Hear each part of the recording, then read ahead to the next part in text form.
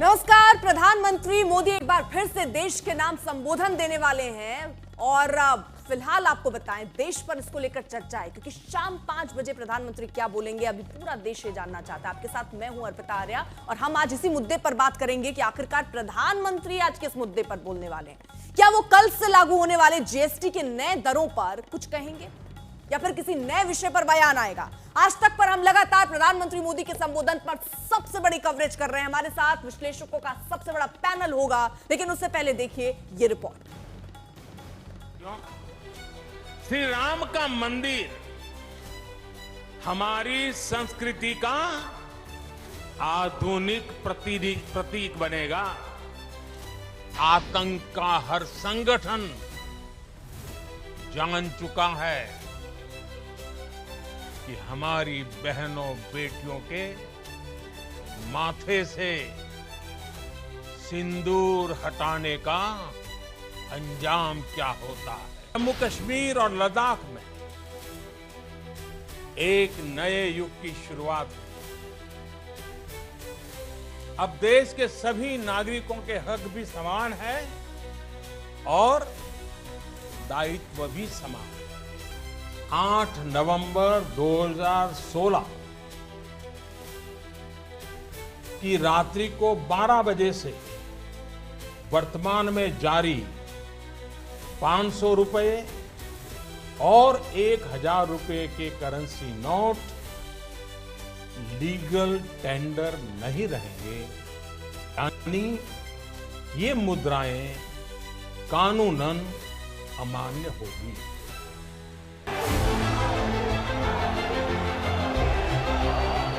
एक बार फिर राष्ट्र के नाम प्रधानमंत्री नरेंद्र मोदी का संबोधन है। एक बार फिर से उनके संबोधन से पहले देश में सस्पेंस तेज है।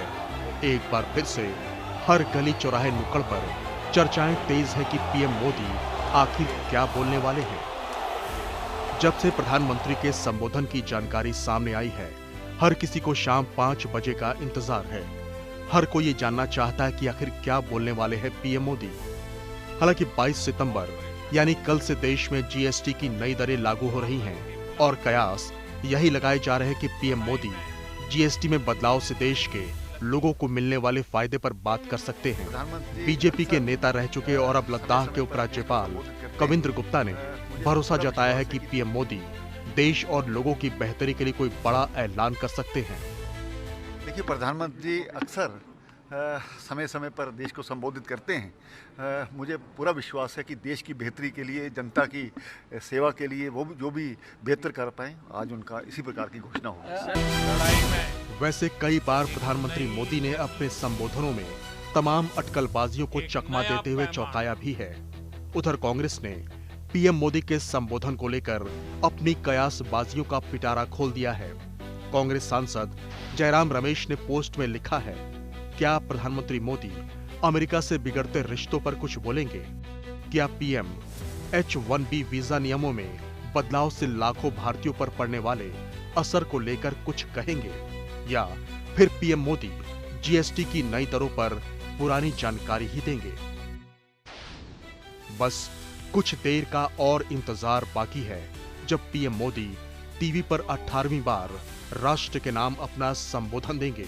लेकिन तब तक मुद्दे और विषय को लेकर चर्चा गर्म रहेगी। आज तक ब्यूरो। तो अब अलग अलग कयास हैं, सब अलग अलग तरीके से कयास लगा रहे हैं, लेकिन होने क्या वाला है जरा वो समझने की कोशिश करते हैं। हमारे साथ स्टूडियो में आशुतोष जी राजनीतिक विश्लेषक इस वक्त जुड़ चुके हैं, संगीत रागी जी राजनीतिक विश्लेषक वो हमारे साथ जुड़ चुके हैं, गुरु प्रकाश पासवान प्रवक्ता बीजेपी के थोड़ी देर में हमारे साथ होंगे, साधना भारती प्रवक्ता कांग्रेस पार्टी की थोड़ी देर में हमारे साथ होंगी, सिद्धार्थ जरावी इस वक्त हमारे साथ जुड़ चुके हैं, ग्रुप एडिटर हैं बिजनेस टुडे के, और हिमांशु मिश्रा हमारे साथ हमारे सहयोगी जुड़ चुके हैं जो पैनी नजर रखते हैं बीजेपी के मामलों में और वो बेहतर बता सकते हैं। हिमांशु, कहीं से कुछ ऐसे संकेत जिससे सस्पेंस से पर्दा उठ सके? देखिए, अभी तक कोई संकेत जो है वो प्रधानमंत्री नरेंद्र मोदी की तरफ से तो नहीं आए हैं, लेकिन इतना जरूर है क्योंकि कल से जीएसटी की जो नई दरें हैं वो लागू होंगी और क्योंकि ये बात पहले ही जीएसटी काउंसिल में तय किया गया था कि 22 सितंबर को जो है वो नई दरें लागू होंगी और कल से नवरात्र है। ऐसे में प्रधानमंत्री नरेंद्र मोदी राष्ट्र को संबोधित करते हुए जीएसटी की नई दरों से आम आदमी को क्या फायदा मिल सकता है ये जरूर बताएंगे। क्योंकि प्रधानमंत्री नरेंद्र मोदी का ये मानना है कि जीएसटी की जो भी दरें लागू हुई हैं, जो जीएसटी रिफॉर्म है, इससे देश के हर वर्ग को जो है वो फायदा होगा, बचत होगी। और आने वाला एक जो पूरा महीना है वो त्योहारों का महीना है। इसमें नवरात्र है, दुर्गा पूजा है, दशहरा है, दिवाली है, धनतेरस है, भाई दूज है, छठ का पर्व है, और पूरे देश में ये सारे पर्व जो है वो मनाए जाते हैं। ऐसे में लोग खरीदारी करते हैं। तो प्रधानमंत्री नरेंद्र मोदी लगातार कई मंचों से इस बात को कहते रहे हैं कि 2047 में जब भारत की आजादी का जो है शताब्दी वर्ष मनाया जाएगा, तो भारत को जो है विकसित राष्ट्र बनाना है। विकसित राष्ट्र बनाने के लिए उनकी पीछे जो वो ये कहते हैं कि भारत को आत्मनिर्भर बनाना होगा, और भारत को आत्मनिर्भर बनाना है तो स्वदेशी जो सामान है उसको खरीदिए। उससे जो मध्यम वर्ग के उद्योग हैं, जो छोटे उद्योग हैं, जो वेंडर्स हैं, उनको फायदा होगा, जिससे भारत की जो अर्थव्यवस्था है, इकोनॉमी है, उसमें तेजी से सुधार आएगा, और भारत के अंदर जो है उद्योग जगत जो है वो और रफ्तार के साथ जो है वो प्रेडिक्शन कर पाएगा। ये तमाम इश्यूज को लेकर जरूर प्रधानमंत्री नरेंद्र मोदी देश की जनता से अपील कर सकते हैं, जैसा उन्होंने कोरोना काल में किया, या 2016 के अंदर 8 नवंबर को किया, जब उन्होंने डिमोनेटाइजेशन किया था, नोटबंदी की। कोरोना में समय समय पर उन्होंने आके कोरोना के समय लॉकडाउन की भी घोषणा की, और उसके बाद किस तरीके से आपको कोरोना से बचने के लिए उपाय हैं, तमाम चीजें कोरोना वॉरियर्स के लिए आप जो है उनका मनोबल बढ़ाने के लिए क्या करें, ये तमाम इश्यूज से वो समय समय पर आते रहे। 20 लाख करोड़ का पैकेज दिया एमएसएमई को, तो इस तरीके की घोषणा जरूर प्रधानमंत्री की तरफ से होगी। लेकिन ये माना जा रहा है क्योंकि जीएसटी की नई दरें कल से आ रही हैं, जिससे देश का हर आम आदमी प्रभावित होगा, उसका इम्पैक्ट उनकी लाइफ पे पड़ेगा, उनकी बचत बढ़ेगी, तो तमाम चीजें होगा। ठीक है, सिद्धार्थ सरावी, क्या जीएसटी वो मुद्दा आपको लगता है जिस पर प्रधानमंत्री बोलेंगे? क्योंकि ये घोषणा पहले हुई, उसको हर नेताओं को बोला गया कि जनता तक इसे पहुंचाया जाए, ये बताया और समझाया जाए कि इससे आपकी जेब अब कितनी हल्की हो जाएगी, आपको कम पैसे चुकाने पड़ेंगे। क्या एक यही विषय होगा जिसको लेकर प्रधानमंत्री संबोधन करें? क्योंकि सिर्फ मन की बात करते हैं प्रधानमंत्री और जरियों में, चाहे सोशल मीडिया में अपनी बात कहते हैं, लेकिन जब संबोधन की बात आती है तो क्या यही विषय हो सकता है? देखिए, अगर हम भारत की अर्थव्यवस्था की बात करें तो सबसे बड़ा मुद्दा वर्तमान समय में जीएसटी में जो राहत दी गई है और उसका क्या इम्पैक्ट पड़ेगा हमारी अर्थव्यवस्था को लेके, क्या लोग बाहर जाके सामान खरीदेंगे और उससे कुल मिला के किस प्रकार से ग्रोथ आएगी, ये एक बहुत बड़ा विषय है। और आप जानते हैं लगातार 6-7 महीनों से खासकर टैक्सेस को लेके काफी काम किया गया है। बजट में डायरेक्ट टैक्सेस, इनकम टैक्स में रिबेट दिया गया, वहां सुधार हुआ।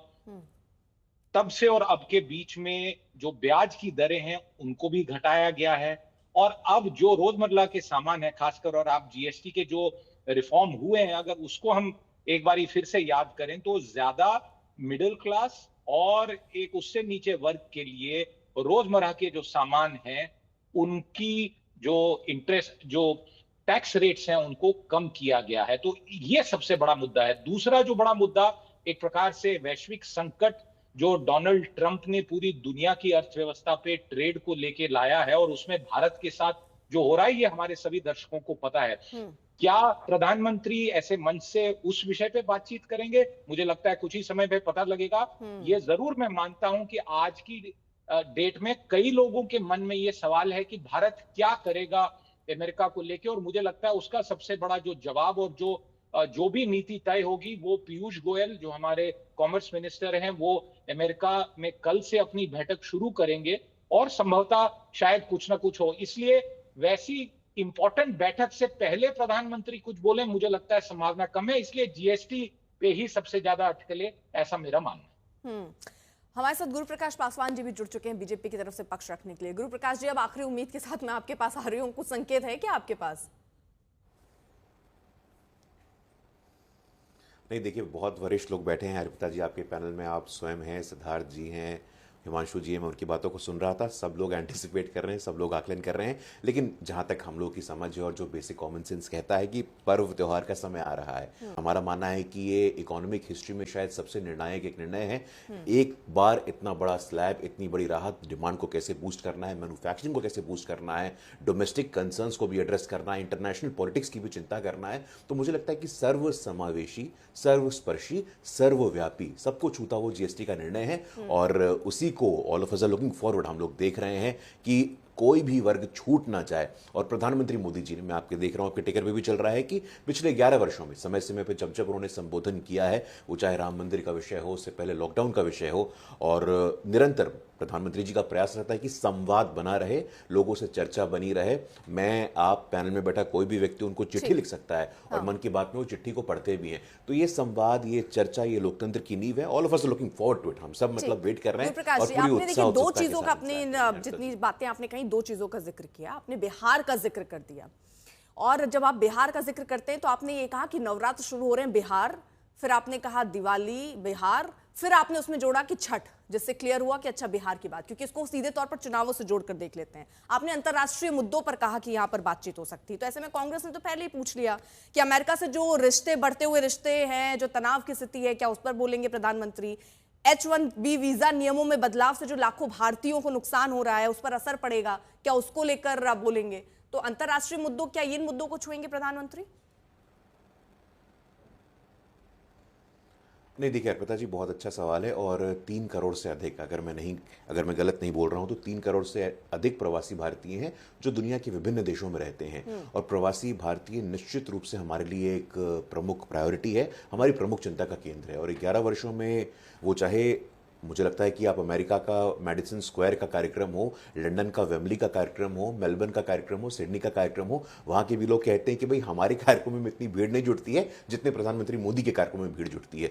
तो हो सकता है उससे भी जुड़ा मुद्दा हो, लेकिन जहाँ तक हमारा अजम्पशन है, जो हमारा पूर्वानुमान है, हमारा पूर्वानुमान अर्पिता जी यही कहता है कि निश्चित रूप से 140 करोड़ लोगों को छूता हुआ जो निर्णय है, जो सबको प्रभावित करने वाला निर्णय है, जो एक स्लैब कटने के बाद सभी वस्तुओं में गिरते दाम का निर्णय है, इन सबको कॉम्प्रीहेंसिव और होल ऑफ गवर्नमेंट अप्रोच के साथ वो आज देश की जनता के सामने प्रस्तुत करेंगे।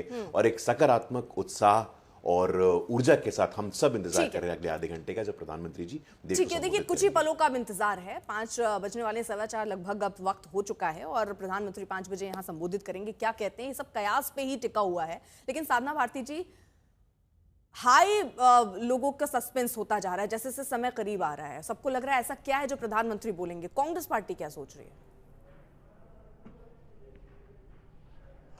देखिए, हम तो चाहते हैं कि देश के प्रधानमंत्री मोदी जी कभी जमीन से जुड़ी हुई बातें करें, चाहे वो अब जीएसटी को लेकर कयास लगाए जा रहे हों या किसी भी चीज को लेकर कयास लगाया जाए। देखिए, जीएसटी पर तो आदरणीय राहुल गांधी जी ने पहले से, अभी के प्रश्न तो ना 2016 से हम प्रश्न उठाते आ रहे हैं, तो जो राहुल गांधी जी ने कहा मोदी जी को वो करना पड़ा, चाहे वो जातिगत जनगणना का फैसला हो या फिर वो जीएसटी पर जो अब रियायत देने की बात की जा रही है उसका फैसला हो। हम ये भी चाहते हैं वो बोले H1B वीजा पर भी बात करें, क्योंकि एक बार फिर से ऑपरेशन सिंदूर को किस तरह ट्रेड के उस दबाव में रोका गया, ट्रंप ने उसको 42वीं बार दोहराने का काम किया है। तो मुझे लगता है कि ये चमक छीन ली है कहीं ना कहीं ट्रंप ने एक बार फिर आदरणीय मोदी जी के इस बतौलेबाजी की। क्योंकि देखिए, मुझे लगता है मोदी जी भाषणबाजी में तो बहुत आगे हैं, लेकिन जमीन पर काम करने पर बिल्कुल आगे नहीं है। क्योंकि देखिए, मैं तो जमीन पर जब काम करने जाती हूँ तब तो हम भी देखते हैं, चाहे वो किसान की बात हो, जीएसटी लागू हुई तो किस किस पर जीएसटी लगाने का काम किया। जीएसटी लगाई दूध पर, दही पर, किसान परिवार से आती हूं,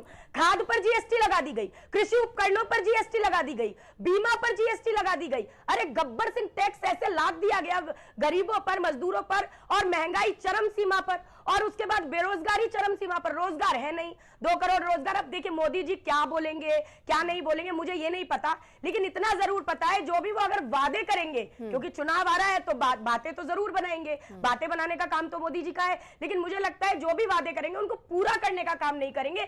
जनता इस बात से साधना जी, मैं एक चीज जानना चाह रही हूँ, सत्ता में आना चाहती है कांग्रेस पार्टी या नहीं? देखिए, कौन सी पार्टी ऐसी है, देखिए हम तो जनता की सेवा के लिए। लेकिन आपने कहा कि राहुल गांधी जो कहते हैं वो बीजेपी मान लेती है, तो विपक्ष में रहकर भी अगर आपको वैसा मामला सेट है आपका कि आप जो कह रहे हैं वही सब देश के लिए हो रहा है, तो सेट है मामला फिर तो।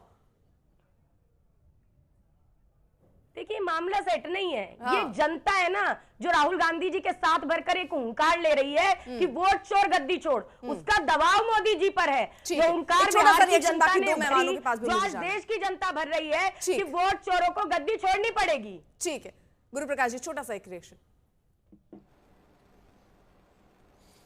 नहीं, मैं सुन रहा था ध्यानपूर्वक अपनी बहन की बातों को। मतलब ये कौन सी हुंकार है अर्पिता जी? 59 चुनाव हो चुके हैं, 59 चुनाव हार चुके हैं। मतलब चुनाव के परिणामों से राहुल गांधी जी का कैसे हम तय करें समझ में नहीं आता है। आपने कहा इन्फ्लेशन, अनएम्प्लॉयमेंट, महंगाई और बेरोजगारी पे साधना भारती जी यूपीए सरकार का एवरेज निकाल के देखिएगा, एनडीए सरकार का एवरेज निकालिएगा, आपको पता चल जाएगा। जीएसटी को क्या क्या नाम नहीं बोला है आपने।